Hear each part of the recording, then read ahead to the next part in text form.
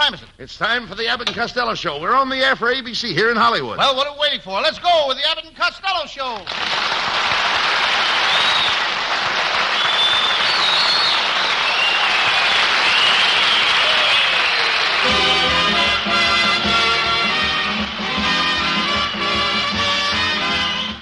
What is your Sam Shovel case for tonight? It's one of my smaller cases, Abbott. I call it the case of the sailor who was shot while having Hedy Lamarr and Lana Turner's pictures on his chest, or he died with his Beauts on.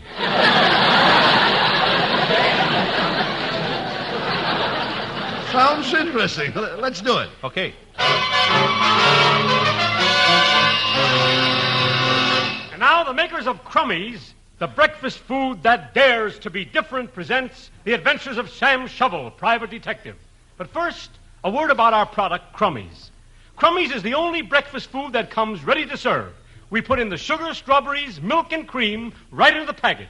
Look for it on your grocer's shelf in the large, soggy box. And Crummies is fine for the youngsters.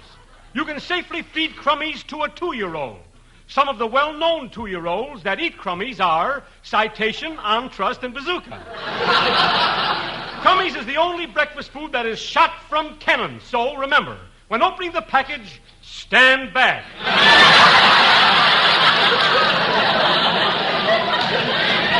And friends, mark my words. No cereal is as good as Crummies. You can put that in your pipe and smoke it. In fact, it tastes better if you put it in your pipe and smoke it. And now for the further adventures of Sam Shovel, Private Detective.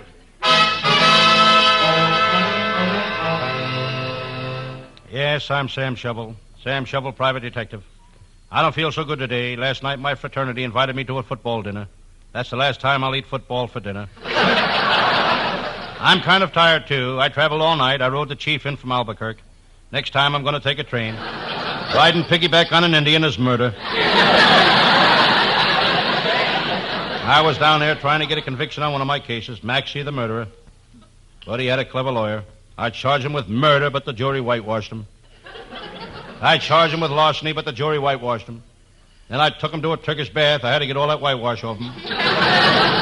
My correspondence was piled up a lot while I was away. I see a carbon copy of the letter I sent to Sears and Roebuck for a pair of handcuffs.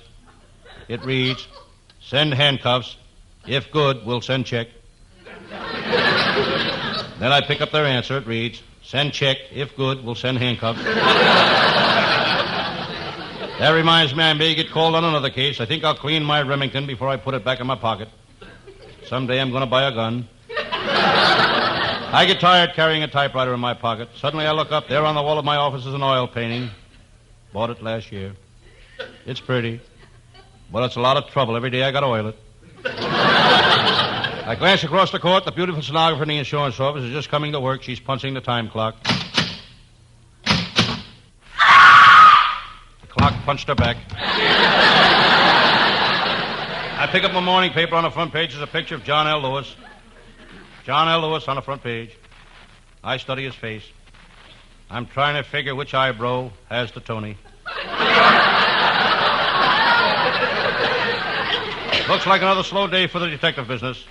As I sit here in my little office, I'm unhappy. I'm down in the dumps. Whenever I'm in this office, I feel down in the dumps. That's not strange. My office is located at the dumps. Across from my office is a stationery store. There's no sign on it, but I'm sure it's a stationery store. I've been watching it for 2 years. It hasn't moved an inch. I just remember last week my pal, Lieutenant Abbott, invited me to dinner, and I must send his wife a bread and butter note. That's a sloppy job. There's nothing I hate worse than writing on bread and butter. I glance out at the window in the parking lot. They're getting ready to move my car again to let another one out. I hope the owner moves it, not the reckless attendant.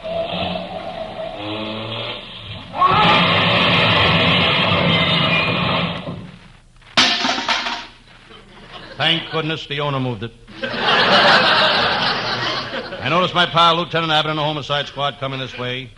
He's a regular bloodhound. When he's after a crook, he can smell a trail. In fact, he smells any place. One thing about Lieutenant Abbott, he speaks straight from the shoulder. He's got to. That's where his mouth is.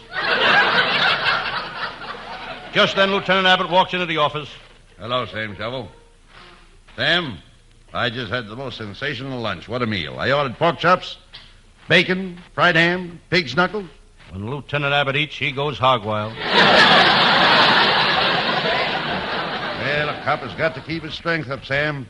I never know when I'll get in a fight. Lieutenant Abbott is right. One thing I'll say for him, he never ran away from a fight. He always takes a taxi. Sam, I'm happy today. I'm feeling pretty chipper. I'm really chipper. Lieutenant Abbott is not lying. Nobody is chipper than he is. He's the chippest man I ever met. He lives at the Fiddle Hotel. It's a violin. The rooms are $1 a night and up. If you get a room for $1, you're up all night. Sam, I thought I heard something moving. The sound came from that bureau. We crossed the office to the bureau and started opening the drawers. There's nobody here. You won't find me here. It's my Bureau of Missing Persons. Speaking of missing persons, Sam, what happened to that crooked musician you were trailing? Lieutenant Abbott was referring to Matty Banjo Head Malnick, the leader of one of the crookedest bands in this country. Sam, how can you say that? Matty's boys are all artists. They must be artists. I know they're not musicians. Lieutenant, when Matty Banjo Head Malnick heard I was after him, he took it on the lam. That was 3 weeks ago. Hiya, Sam Shovel. He's still on that lam. Sam, you gotta help me. That Bergman gang is trying to shake me down for $10,000, and I'm afraid I'll have to pay through the nose. Why should you have to pay through the nose? That's where I keep my money. What a clever crook that Malnick is. When he needs money, he don't have to blow a safe. He just blows his nose. Just look at it. I'd like to have his nose full of Canadian nickels. Malnick, you'll have to get out of here. Sam and I are talking business. I'll go, but first I want to give Sam this batch of cookies I baked for him. Here, Sam, they're your favorite kind, policeman cookies. Policeman cookies? Sure, ain't you never heard of cop cakes? So long, copper. Everybody's got good writers but me.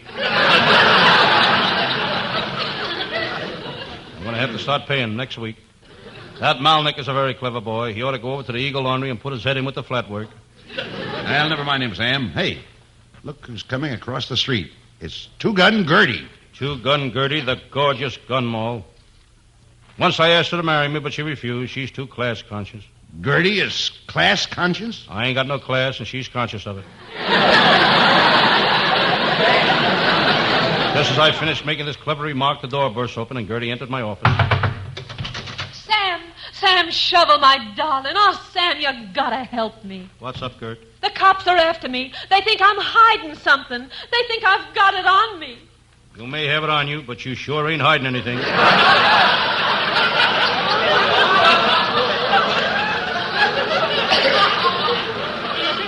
Careful, Sam. She's up to something. Oh, Sam, you gotta help me. If you do, I'll be your slave. I'll cook for you. I'll bake for you.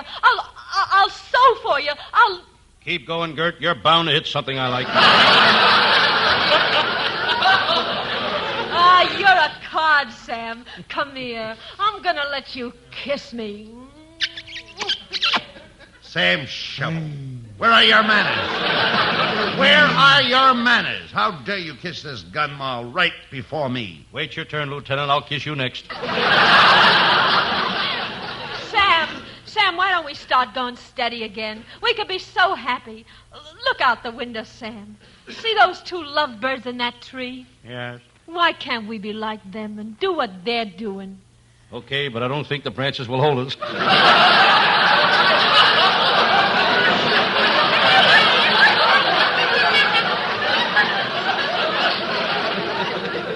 Sam, this is ridiculous. You're a cop and she's a crook.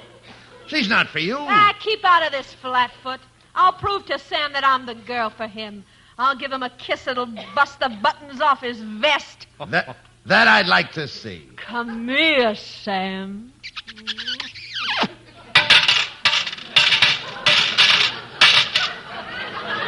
Sam. Sam Shovel, say something. Has any lady in the audience got a needle and thread?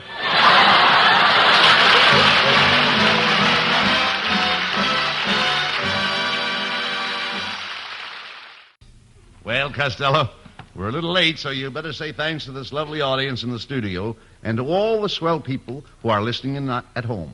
Thanks for listening, folks. And I would like to thank the people that help us bring you this show every Thursday night. Our writing staff is headed by Eddie Foreman with Paul Conlon, Pat Costello, Martin Ragaway, and Leonard Stern. And thanks to Matty Malnick and all his boys and our vocalist, Hal Winters. And thanks also to our producer, Charles Vander. We'll be back again at the same time next Thursday. Good night, folks. Good night to everybody in Patterson. Good night!